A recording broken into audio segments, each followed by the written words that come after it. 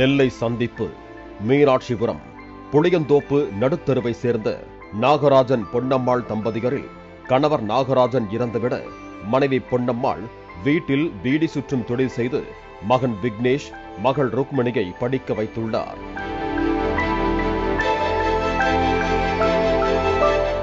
அரசின் போட்டித் தேர்வு தொடங்கி காவல்துறையில் தேர்வு என ஏதாவது ஒரு அரசு வேலையில் சேர்ந்து குடும்ப வறுமையை போக்க மிகவும் பிரயத்தனம் செய்து படித்துள்ளார் பொறியியல் பட்டதாரியான இளைஞர் விக்னேஷ்.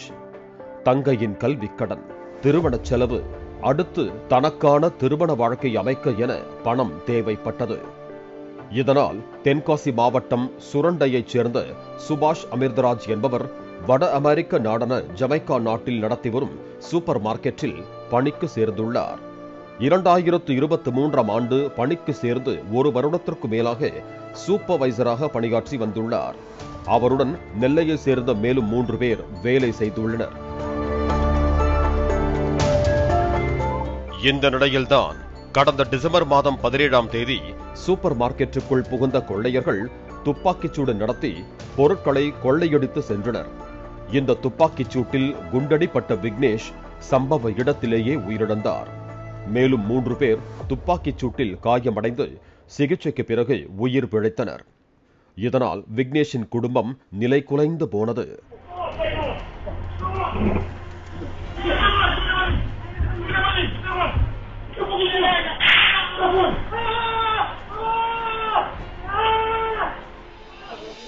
பெற்ற மகனின் முகத்தை ஒரு தடவையாவது பார்த்துவிட வேண்டும் என்ற தாயின் கோரிக்கை தமிழக அரசுக்கும் மத்திய அரசுக்கும் முன்வைக்கப்பட்டது.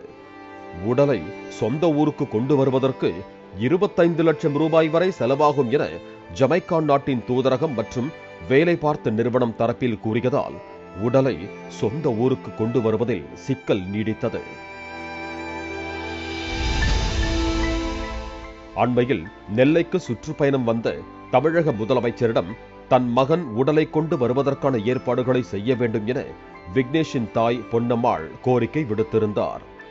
இந்தியாவிற்குள் உடல் மும்பை விமான நிலையம் வந்தடைந்ததும் அங்கிருந்து சொந்த ஊருக்கு கொண்டு வருவதற்கான செலவுகளை தமிழக அரசு ஏற்கும் எனவும், ஜமைக்காவில் இருந்து இந்தியா கொண்டு வருவதற்கான செலவுகளை மத்திய அரசு செய்ய வேண்டும் எனவும் தெரிவிக்கப்பட்டது. இந்த நிலையில்தான் பாஜக பிரமுகரான நெல்லை மாநகர முன்னாள் மேயர் புவனேஸ்வரி மூலம் இந்த விவரம் பாரதிய ஜனதா கட்சியின் மாநில தலைவர் அண்ணாமலையின் கவனத்திற்கு கொண்டு செல்லப்பட்டது. உடனடியாக ஜமைக்காவில் உள்ள கிங்ஸ்டன் இந்திய தூதரக அதிகாரி மயங்க் ஜோஷியிடம் உடலை பிரேத பரிசோதனை செய்து இந்தியா அனுப்புவதற்கு தயார் செய்யுமாறு கூறியுள்ளார் அண்ணாமலை.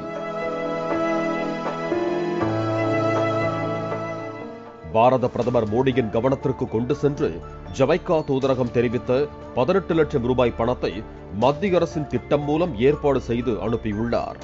இதையடுத்து இந்திய தூதரகத்தின் ஏற்பாட்டின் பேரில் விக்னேஷின் உடல் ஜமைக்காவில் இருந்து மியாமி சாலை வழியாக அமெரிக்காவின் நியூயார்க் கொண்டு வரப்பட்டது. அங்கிருந்து விமானம் மூலம் தோஹா விமான நிலையம் கொண்டு வரப்பட்ட விக்னேஷின் உடல் அங்கிருந்து திருவனந்தபுரம் வந்தது. பிறகு அங்கிருந்து விக்னேஷின் உடல் ஆம்புலன்ஸ் மூலம் சொந்த ஊருக்கு கொண்டு வரப்பட்டது. 2.5 மாத பரிதவிப்பிற்கு பிறகு விக்னேஷின் உடலை பார்த்து அவரது தங்கை ருக்மணி மற்றும் உறவினர்கள் கதறி எழுதனர்.